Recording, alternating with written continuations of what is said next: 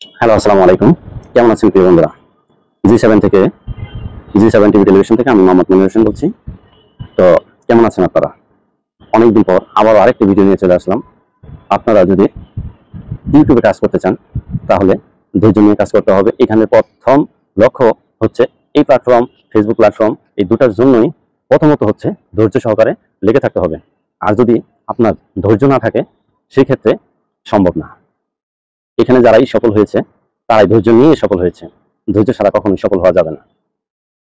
আর এই ইউটিউব প্ল্যাটফর্মে যারা শিক্ষণীয় ভিডিও দিয়েছে তাদের জন্য তারাই পেরেছে যে, আর যারা ফানি ভিডিও তৈরি করেছে তারাই এই জগতে সাকসেস হয়েছে। তো আপনার কোনটা ইচ্ছা যে আমি এটা নিয়ে সাকসেস হব? আপনার যদি ইচ্ছে হয়ে থাকে ফানি, আপনি ফানি ভিডিও নিয়ে এগিয়ে যেতে পারেন। আপনার যদি সায়েন্স অ্যান্ড টেকনোলজি যদি নিয়ে এগিয়ে যেতে আপনার মাথার ভিতরে সেই মেধাটা থাকে, তাহলে আপনি সায়েন্স অ্যান্ড টেকনোলজি নিয়ে এগিয়ে যেতে পারেন।